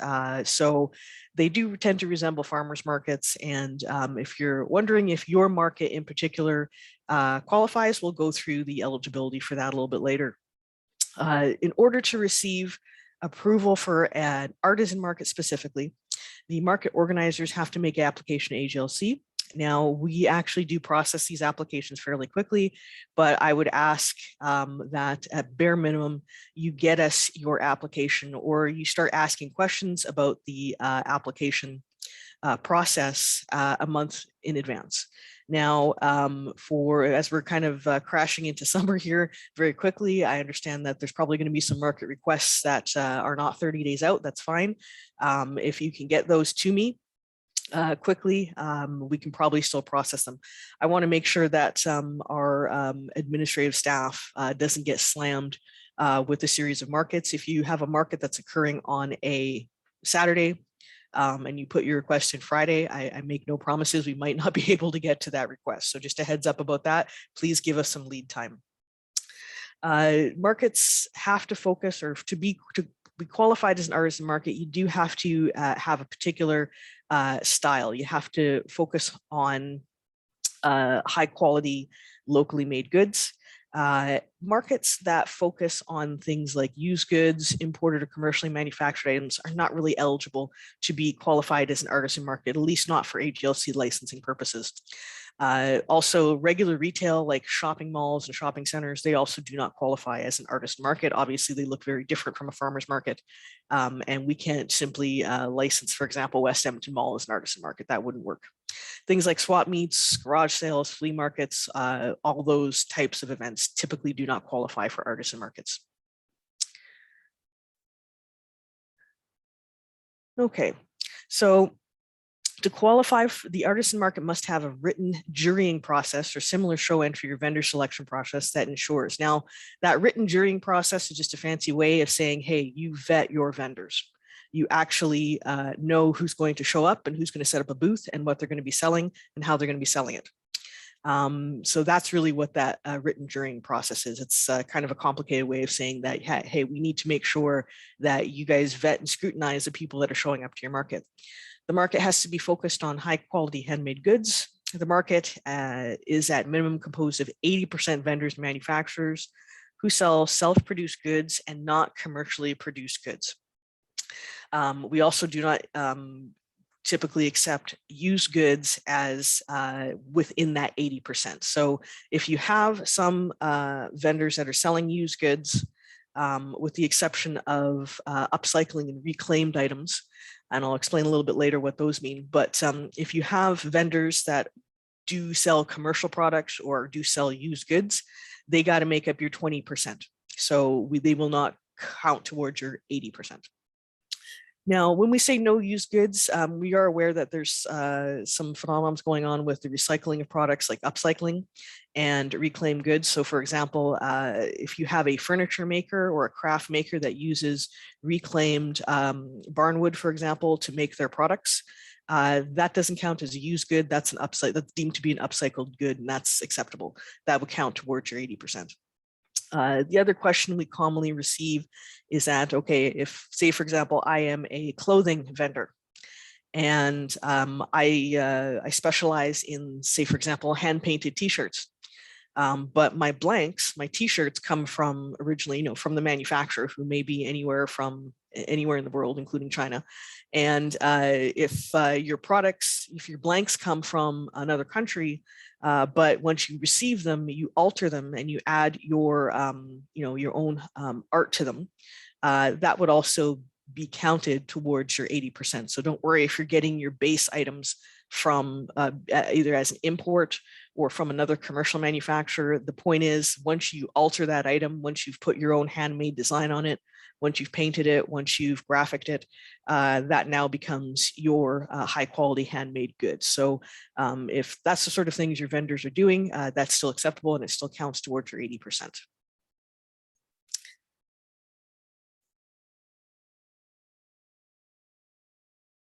Sorry, guys, I'm just taking a quick peek at the chat. I'm hoping everybody can hear me okay. I'll just continue for now. So for the market itself, each manufacturer has to have its own booth that must be staffed by the manufacturer or its direct employee. Oh, sorry. Let me just go back a slide here.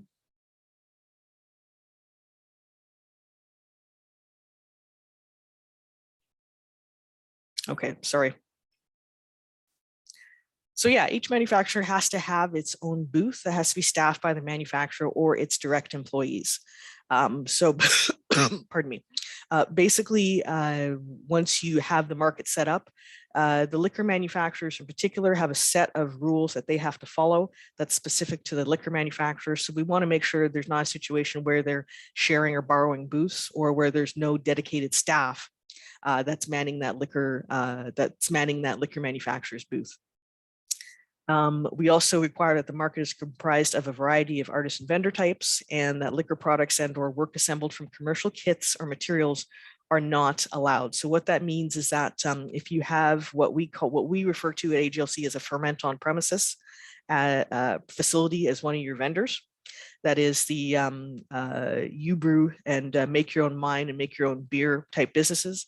If they're showing up, they cannot be counted as part. We basically don't view them as manufacturers. They're a completely separate license class, and they cannot sample liquor and they cannot provide liquor sales. Now they can probably sell beer and wine kits, but they cannot provide any other type of liquor. So that's just for those who are not technically manufacturers. If you have a vendor and you're not sure what their origin is, if they're an actual bona fide manufacturer, if there's some other type of licensee, please get in touch with our office. We can probably clarify that for you fairly quickly. Okay. So if you're organizing an artisan market, you will have to fill out and provide the AGLC with a specific questionnaire, which I'm hoping to get up on screen in just a moment here. So this is what the questionnaire looks like. There's only 9 questions. It's fairly simple.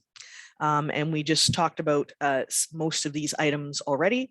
As you can see, we're going to need, for approval, we're going to need the official name of the market, your address, the dates you're running, and the start and end times, meaning the hours, as well as contact information for the market organizer in case we have to get in touch with them. We already reviewed this. This is straight out of policy. And basically what we're looking for is we want to make sure that you're meeting all the requirements of the policy, which is put out in this questionnaire. So as long as you're able to answer these questions in detail, and if you're not able to answer them in detail, or you're not sure if you what sort of information to provide, again, we can always get an inspector to walk you through that process. We don't simply say, no, you're denied and please go away. We will work with you to see if even if your market does not qualify, what you can do to actually pass this particular questionnaire. All right. Once you decide on your dates and address and location of the market, please get in touch with our office. Again, you can email either myself or just the AGLC general, contact AGLC's general line, and we will send you out this questionnaire via email. We do most of these electronically now, so it's fairly quick turnaround. Okay, and as I indicated, in the event that we can't confirm your eligibility, or maybe some of the questions aren't quite satisfactorily answered, we will get you in touch with an inspector and we will review that with you.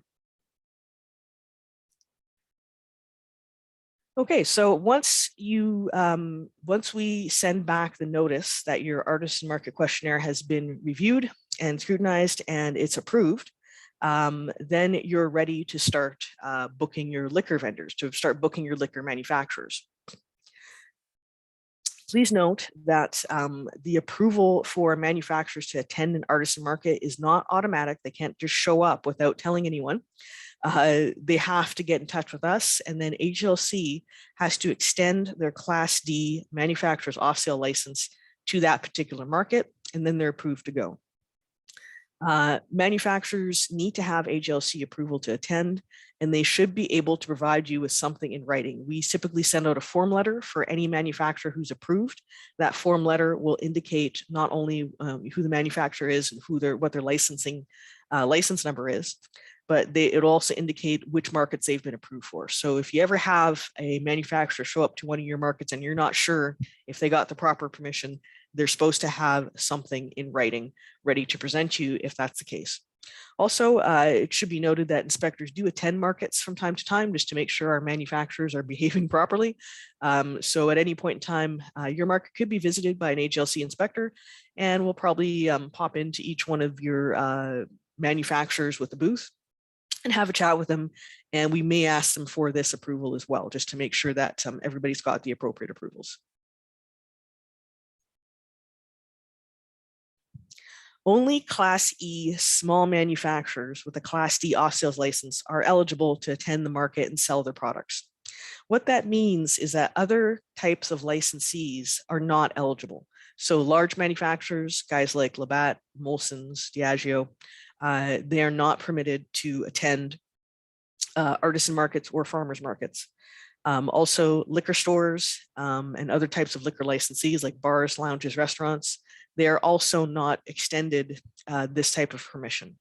The types of licensees I just listed off typically do not have a Class D off sales, which is the necessary license to actually attend these markets. And this is a privilege that only our small manufacturers enjoy. If, as a market organizer, you're not sure of a licensee's eligibility to attend, or you have other types of licensees asking to attend the market, please get in touch with our office. We will absolutely follow up with that licensee and we will advise them of their eligibility. Just to give you guys an example, we have had a lot of what we call registered liquor agents attend Alberta markets and say, oh, well, there's manufacturers here at these markets. So that must mean that we, from out of the province, basically out of province liquor manufacturers, we can show up too, and we can sell our products at farmers markets and artisan market booths. They cannot. A registered liquor agent is not a manufacturer. They're not a small manufacturer, and they technically would not qualify for this type of license extension.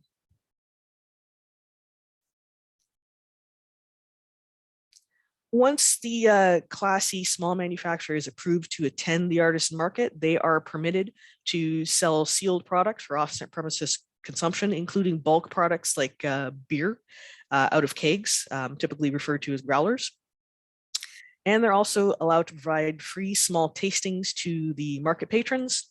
They're also permitted, and it's not something I included in the slide because it's fairly new legislation, but they're also permitted to provide small sized samples for off-premises consumption. So they are allowed to give a can or a small container, such as a 50 ml container of a sealed product to a customer for free for off-premises consumption. They are not permitted to sell any sort of products that they do not manufacture. They're not allowed to sell full-size drinks. So for example, if you have a brewery at an artisan market and they're running their booth, they're not allowed to start pouring pints for people so they can stroll around the market aisles carrying a beer. That's not permitted. And all the same policies that would apply to their regular standing liquor license would apply to that market booth. So for example, our licensees are required to request identification from anyone who appears to be under the age of 25 before selling or providing liquor to them. That rule stands and would still have to be applied at market level. Also, they're not permitted to sell to intoxicated patrons, and they have to ensure that they're selling responsibly. And it's at their own staff that are conducting the sales. A manufacturer's booth has to be staffed at all times by the representatives, who obviously have to be over the age of 18. As I mentioned earlier, they cannot sell liquor to an intoxicated patron. They also cannot give any sort of samples or tastings to an intoxicated patron. I'm aware that a lot of artisan markets and farmers markets have switched over to a model of contactless or delivery, particularly through the enduring COVID months. And we do get a lot of questions about things like curbside pickup and contactless delivery, and that is still permitted. However, if the patron is buying liquor at a market, it's the actual manufacturer staff or agents and representatives that are required to process that transaction and run the liquor out to that patron's vehicle. We have had questions, well, can we just get the market staff to do it? And unfortunately, the market staff are not licensed. It's the actual manufacturer in their booth that's licensed. So they're the ones that have to take that product and move it to the customer. Also, something to be aware of, market organizers should know that once you invite liquor manufacturers, you might have to do a little more monitoring of your patrons, of your market goers, as not everyone knows that you can't just buy a 6-pack and then crack it and wander around the market and continue shopping. We've had that complaint a few times last summer and of course in previous summers. You might have to do a little more education for those patrons. And in general, we don't permit any sort of casual consumption at these markets. The only exception would be if the market itself is licensed. There is a possibility that some markets out there can obtain Class B licensing, but that's a fairly different type of licensing, and we'd have to examine each market on their own merits to see if they would qualify. But in that instance, what would be required of the market is that they'd have to have their own consumption area. So typically the area is what we call a beer garden, or something that resembles a beer garden. And in that area, it would have to be staffed and supervised. And then the patron is free to buy liquor from the beer garden and to consume within the confines of whatever the licensed area is. However, they still shouldn't be grabbing their off sales and moving it back and forth. So when your artisan market vendors, when your liquor manufacturers sell their products, the instruction to customers should be, this is for at-home consumption. You take it off-site. You don't get, they're not supposed to crack it on-site. All right. So I'm going to try my best to go through the chat questions now. Stand by, guys. Let me help you with some of them. Oh, that would be awesome. Thank you. I've been answering some as we go, and then there's some that we've got here that I'll need your help for. Yeah, absolutely. I just wanted to flag to everyone, we're getting a little bit confused with the term artisan market. So just to put it out to the full group, this is 100% in relation to alcohol products. So the word artisan market, I know, can mean many things to many people, but this, in this term, this is a technical term for AGLC, for basically for a farmer's market that has been licensed to sell off-sales liquor. So that is what we mean by artisan. So people were concerned they needed an AGLC license to run a farmer's market, which this is strictly if you want to do the grain to glass program, and something that we've really been encouraging our collective farm groups to support the local, our local craft industry. And Tony has been amazingly helpful for us in getting some of these permits permitted, so that we can actually be supporting all aspects of the industry. So yeah, just like Tana says, if you are not interested in having small manufacturers attend your market, set up a booth and sell their liquor, then yeah, you don't even need to call us. All right, so I'm going to start with some of the questions here. So does a Class E or a Class D facility need to get a permit if they're conducting a tour through their facility and offering a sample to a guest? So if we're talking about a Class E, that would be a actual manufacturer. So they're already licensed to do that sort of activity. So if we're talking about their facility on site, they don't need additional permitting for that. That's already permitted. Right, so that's included in the existing license. Okay, great. Can a farm who produces ingredients for alcohol apply for both off sales and a beer garden? The ability to sample or consume during a walking tour would be beneficial. So it produce ingredients for it. So I'm guessing what we're talking about is perhaps a fruit or grain place that produces the, but obviously they produce the ingredients for alcohol, but not actually. But they don't, okay, so if you don't produce alcohol, that means we don't have you licensed as a manufacturer, which would mean that we'd have to look at some other method if you were interested in doing sampling. So probably the best suggestion would be figure out who you want to partner with in terms of whatever local winery, meadery, brewery, or distillery. Figure out who you want to invite to be a part of your event. And then depending on what type of licensing that facility might have, we might be able to look at a situation. If they actually have full-blown what we call Class A liquor licensing, we can do something called a caterer's extension potentially. It's going to depend on what sort of event you're running, but that's one possibility. And a caterer's extension is basically a situation where somebody who already has a license, typically Class A licensees, again, so bars, lounges, restaurants, and some of our manufacturers do have Class A licensing, are requested to cater a particular event. So for what you're describing, that situation where a farm, say for example, a fruit farm wants to invite their local winery over, their local fruit winery over and do a tasting and conduct some activities, that might be a possibility. We would have to get an application, we'd have to review the event. And like I said, the possibility is it could happen under the auspices of a caterer's extension.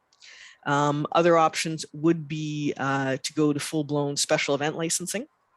So that would be public special event licensing. And I think for the most part, and I think we talked about this a little bit last year, but I'm kind of reaching back my memory here.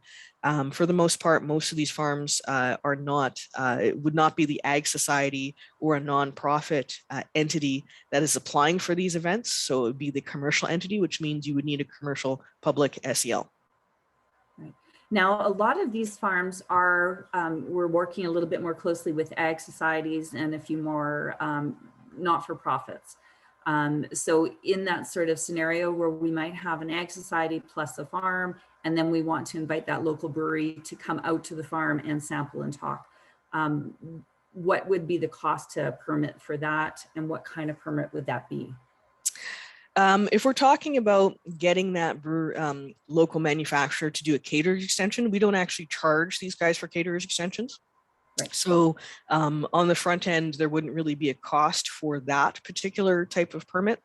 However, of course, this is the point where you're actually bringing in a caterer, so there's going to be fees in between the licensee that's coming in, and of course the farm that's retaining them to do the catering services. But yeah, that would be a possibility. Again, we have to kind of look at each application on its own merits. And there's going to be some scenarios where, and I'll just give you an example. We have had some scenarios where people have asked for basically blanket licensing, where every inch of the farm is licensed, and we just can't do that. There's no way to supervise that. So you will have to designate some sort of controlled consumption. It doesn't have to be in the confines of a 4 fenced beer garden. There can be other types of definition. Some things as simple as like planters and railings and ropes. We've even gone so far as to license an area that was indicated by chalk on pavement if necessary. You don't have to build infrastructure for this. We just need to make sure that there's a licensed area or an area that we can actually license that's under control. And depending on what's contained in the application, I can't guarantee that a full-blown walking tour could be licensed from start to finish. But we certainly could break out a couple different areas, indoor areas, outdoor areas, gazebos. We've done all kinds of neat stuff with patios over the summer, again, because of COVID. As long as we have a defined area, we can call the licensed area. You can probably get licensing for it in some capacity. Yeah. So for those that are wanting to do that walking tour, you could go through an orchard or an area and then go to as you say, some sort of gazebo and do a tasting, or go to a beehive in a section and move on. And there are areas that can be licensed. All right. Yep. Now we know the time frame is about 30 days. The cost for an artisan permit. There isn't one. You just got to contact us. It's free. Yeah, and then the cost for a caterer's extension if you're working with a brewery or winery that's licensed. Yeah, there's no cost to the actual licensee.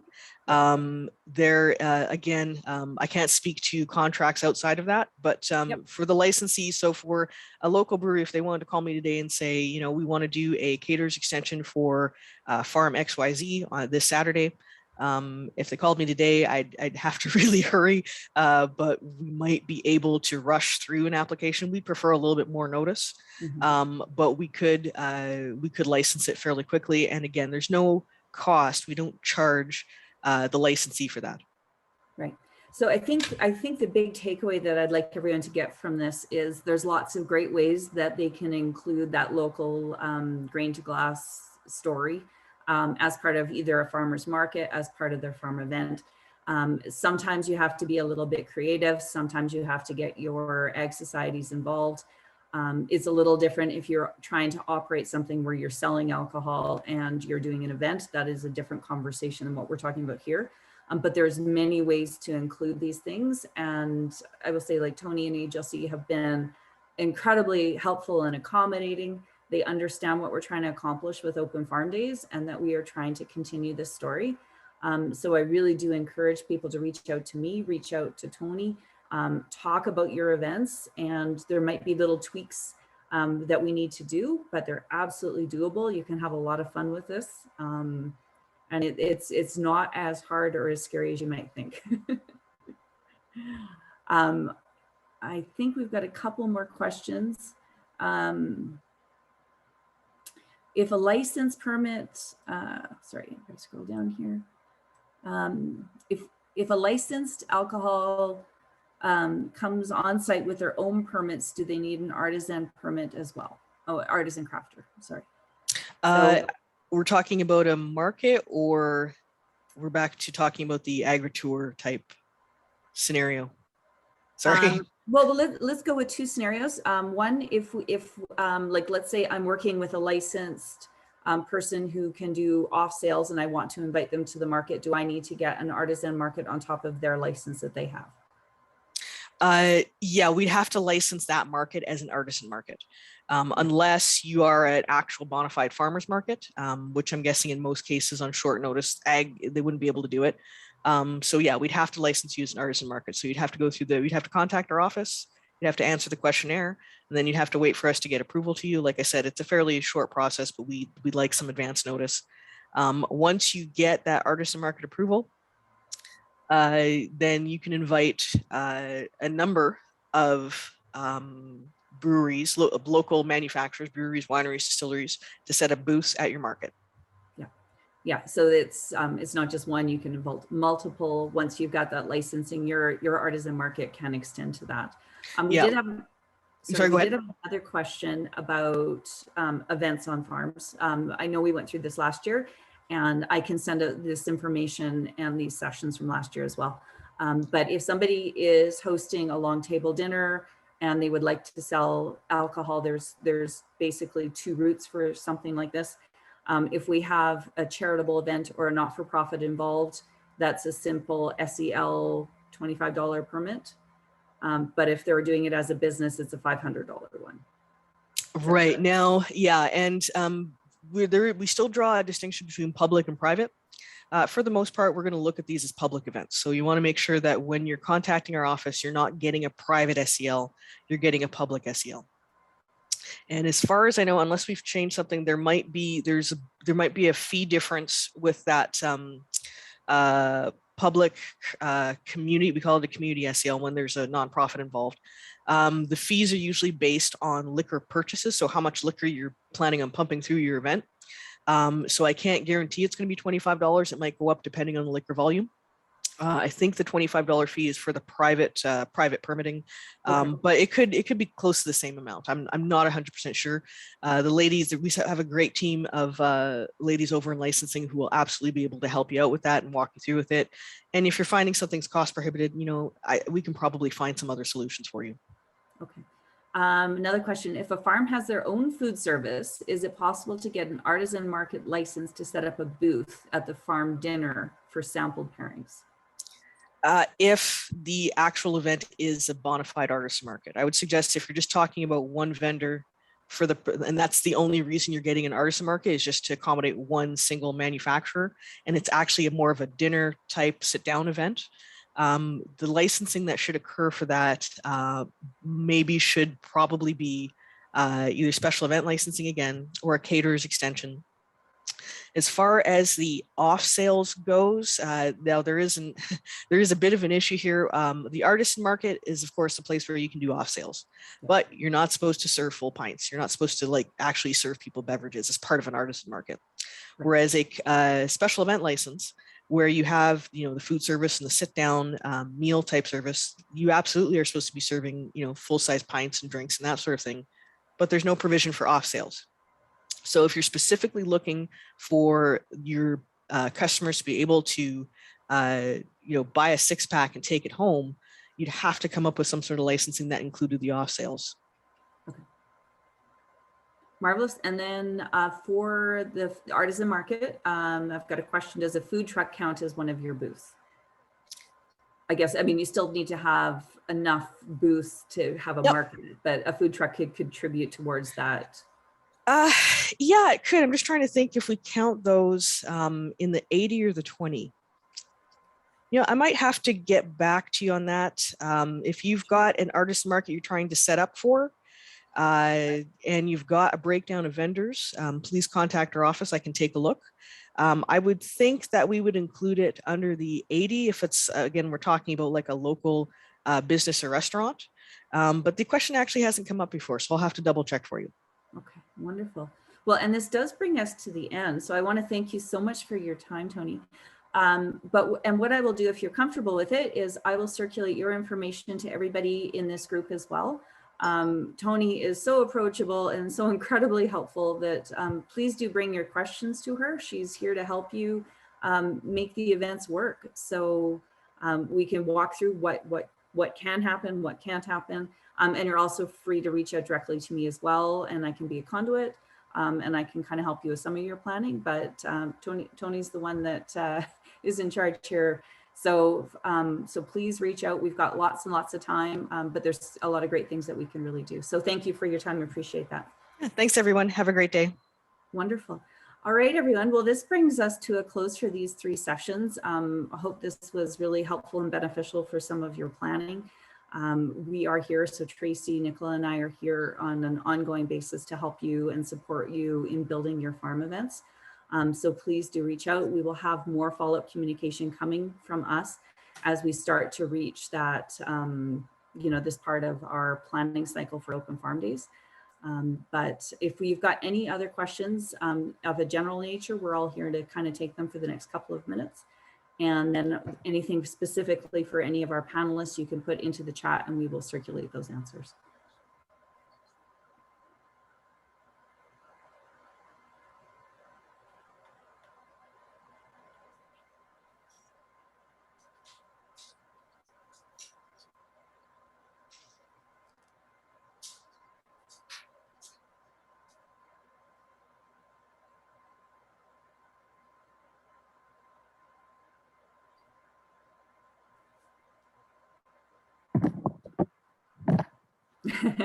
I love that comment. So nervous and excited. Yes, we all are.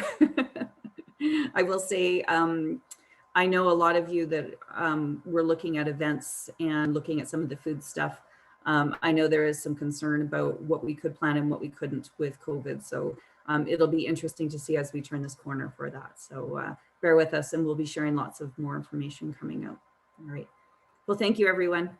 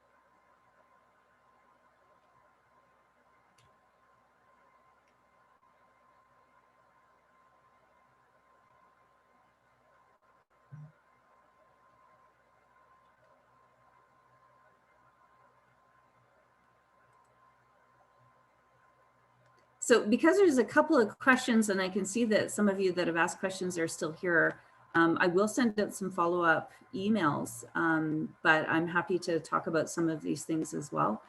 So Nick, you had a question. Are we going to talk about culinary events?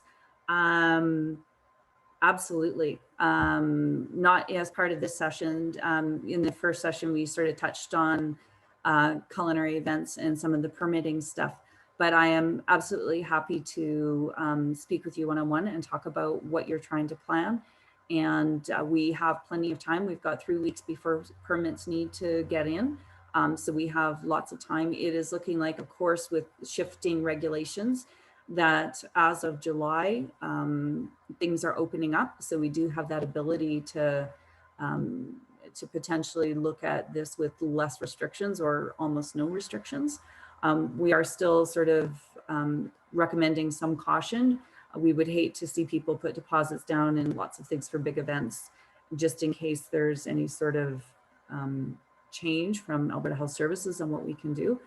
But Nick, I'll send you a note, and if you want to connect with me directly, I'm happy to talk about your event specifically. What else have we got? With welcoming hundreds of strangers onto our property, how do we manage access to areas unintended for guests? What we recommend for that is use of signage and things blocked off, do not enter, things like that.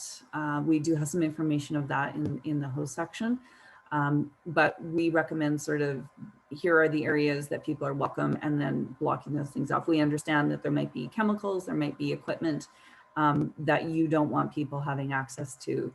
So marking off areas using ropes, stanchions, things like that is a great thing to do. And again, we will get to some of these other questions. let's see. Yeah, I think that's it. And we will go through, as I say, and recirculate. If anyone else has any other questions, feel free to pop them into the chat. But otherwise, we will circulate these. Nicola, did you have anything else, Tracy? I mean, No, I I always don't. do. I always do after the fact. So, but I don't. I think there's going to be, we're going to be communicating fairly regularly now that we're getting closer. So I think anything that I can add in terms of marketing, we can include in emails going forward. But I think for right now, I think for marketing, we're good. Great. I will say, I know there's a few people online still, so I will just say, Tony is also working on a couple things for us about having repeating and ongoing events and what licensing can look like for some on-farm events. So I will be circulating that information. Rosemary, I can see you're here. And there's a few other people that were interested in that. So I've specifically asked some of those questions, and she is trying to see what she can get arranged for us as well. All right, well, I think we are safe to shut this down now. Thank you, everybody. Bye, have a great day. Tracy, before you shut it down, I'm just scooping up all the chat stuff.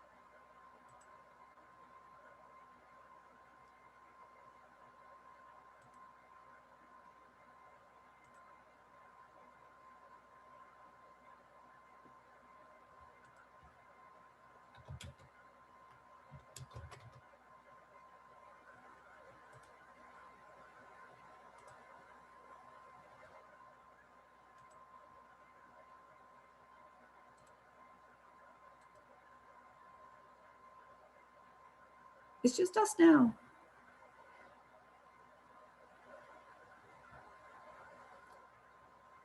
Yay.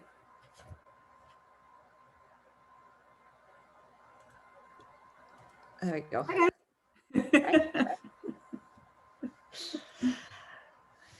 All right, well, that went well. I'm going to say we had lots of great comments, lots of good feedback. I know we had some concerns about, some of the feedback for Farmzy, what that was going to look like. Interesting, we had a lot of confusion. Hang on a second.